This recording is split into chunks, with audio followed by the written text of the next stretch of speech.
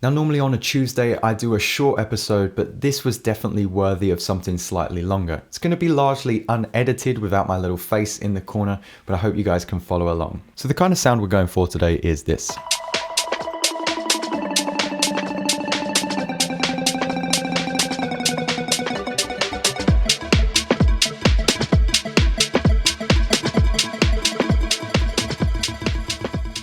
So one of my one-to-one students from the Patreon brought Bicep's Water to my attention. And one of the synths towards the latter half of the song has this really unique, like almost Nintendo pluck sound, which I've actually featured on the channel before as kind of a grime sound. But the twist that Bicep puts on it is this kind of ramping rate that is automated throughout. From an interview that Bicep did with NME, we know that they use the Mega FM, which I believe is a 4 oscillator or 4 operator FM synthesizer. Now we want to make something similar in Ableton. So let's jump into it. There's a fair few things going on with this instrument, but we want to start with the wavetable.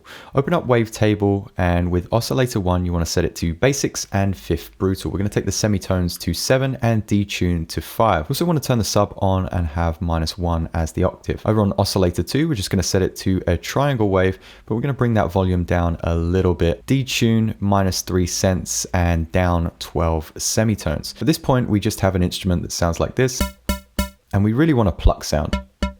We're going to automate that frequency a little bit later, but first we're going to go over to the matrix. We're going to choose frequency and then just draw this up to about 53 or dial it into taste. Now in mod sources under amp, we want to bring the sustain all the way down, the decay to about 200 and the attack to about 1.15 milliseconds. In envelope 2, which is where our filter frequency is going to be assigned, again, I've got a similar curve. The attack is at 0 this time, the decay is at 450, and again, the sustain is all the way down. You should have a sound like this.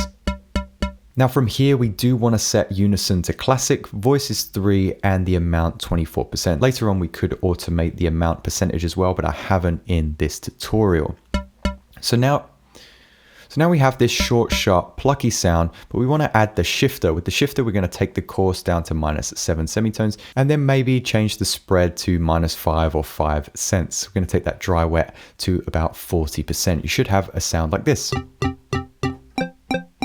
Now from here, it's all about the automation. The first thing that I added was the arpeggiator device, and we're going to set this to free and then automate the rate. You want to be quite specific with this. We can also automate the gate to open up the notes and close them off a little bit, but once again, I haven't in this tutorial. Let's open up our automation settings and look at the rate here. So we're starting off in my example with about 87 milliseconds and ramping it down to about 68, taking it back up, ramping it down, so on and so forth. You'll get this kind of sound.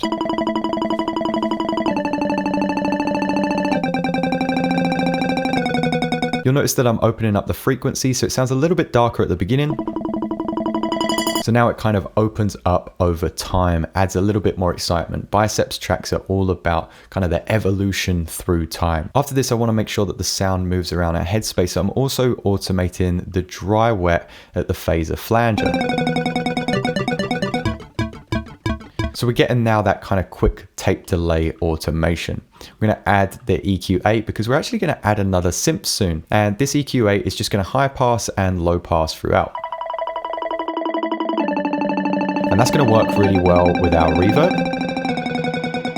We also automate the decay and the dry wet over time as well. They're looking kind of similar.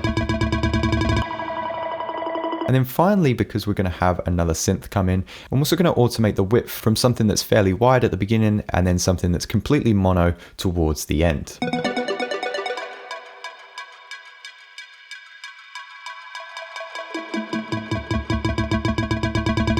Now the reason I'm creating 2 synths is the more I listened to Bicep's track Water, the more it sounded like at this point another synth faded through with a slightly different sound and another arpeggiated rate, with the previous synth just being high passed and on a quicker rate over the top. I've actually done the inverse of that in this example. So with this wavetable synth, I'm actually taking the sound up 2% in oscillator 1. Now let's look at the piano roll really quickly. We pretty much stay on one note, but with this new synthesizer, we're using 2 octaves, starting from the G up to the A there. It's going to give us this sound.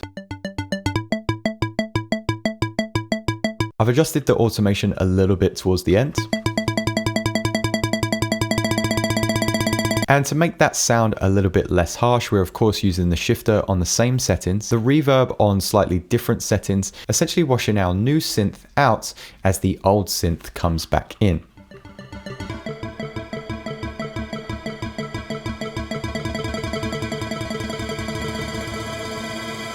And to help out with that wash is a little bit of phase, EQ8, and a line delay to make it wider than our original synth. Let's look at all of my automation together and have a recap of that sound.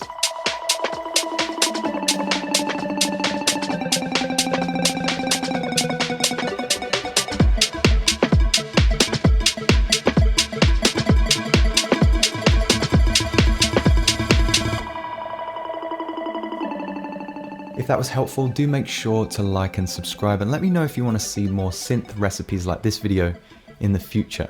I'll see you guys at our normal time on Thursday.